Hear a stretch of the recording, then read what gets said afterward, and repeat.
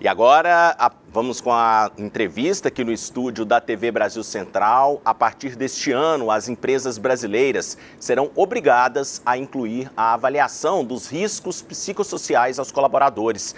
A decisão já foi incluída na norma regulamentadora e deverá ser implementada a partir do dia 25 de maio. Com a mudança, os riscos à saúde mental deverão ser identificados e gerenciados pelos empregadores.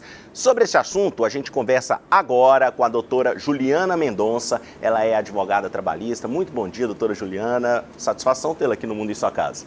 Bom dia, é um prazer estar aqui com vocês, podendo falar de um assunto tão sensível que é a doença psíquica no ambiente de trabalho. O que muda na prática agora com essa regulamentação?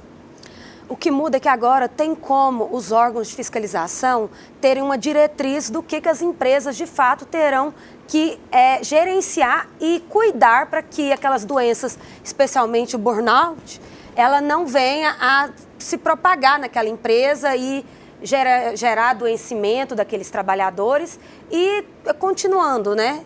Então as empresas agora terão que sim que gerenciar os riscos, identificar o problema e evitar que isso ocorra. Como que esse gerenciamento pode ser feito dentro da empresa?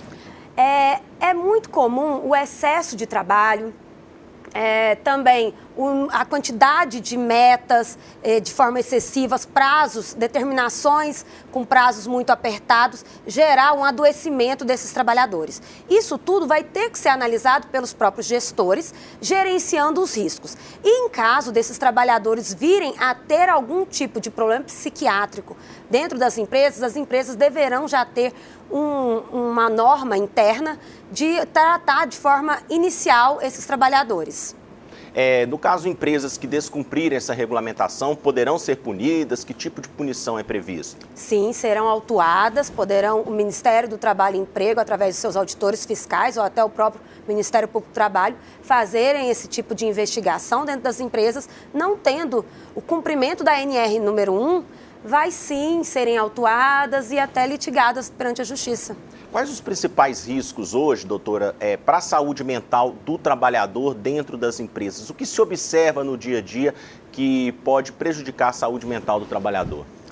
O excesso de metas, cobranças, agressividades de clientes e empregadores, o assédio moral, o assédio sexual, trabalhadores que trabalham sempre com prazos muito curtos e não conseguindo com metas inatingíveis.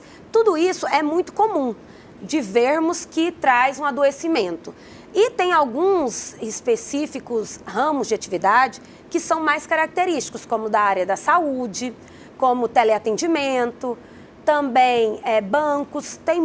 É muito mais comum nesses ambientes laborais esse tipo de adoecimento do trabalhador, psicologicamente falando. A senhora acredita que nos últimos anos se mudou um pouco o conceito dentro das próprias empresas? Essa questão do assédio moral, da saúde mental do trabalhador está sendo levada mais a sério?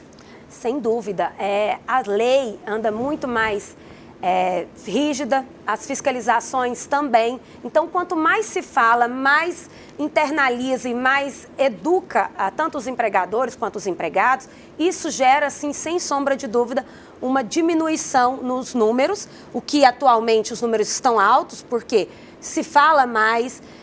A doença psíquica, ela ainda é considerada uma doença estigmatizante, as pessoas ainda geram um certo preconceito, tanto dos empregadores quanto dos empregados. É muito comum o empregado evitar de apresentar um atestado psiquiátrico porque tem medo de ser demitido em sequência, o que ainda é comum. Então, as empresas vão ter que tomar muito cuidado. Receber um atestado psiquiátrico, elas vão ter que identificar qual é o problema que gerou.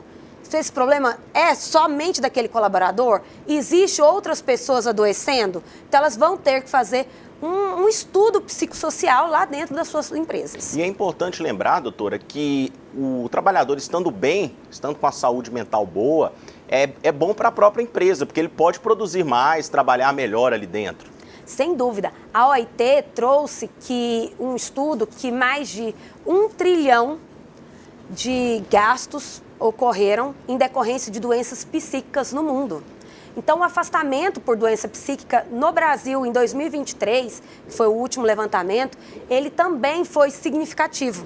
Então, também se analisa que após a pandemia houve, de fato, um aumento, mas o ambiente de trabalho laboral também gerou muito esse aumento de forma a esses trabalhadores precisarem dessa atenção maior, porque o trabalhador estando bem, ele produz mais e não gera afastamento, e isso não vai gerar custo para a empresa e nem para o governo.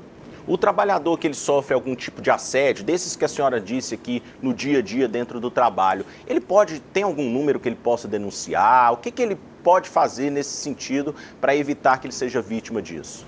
É importante que o trabalhador que se sinta assediado, ele tente conversar com o gestor para tentar ver se consegue essa mudança de posição, porque a empresa é responsável por seus colaboradores.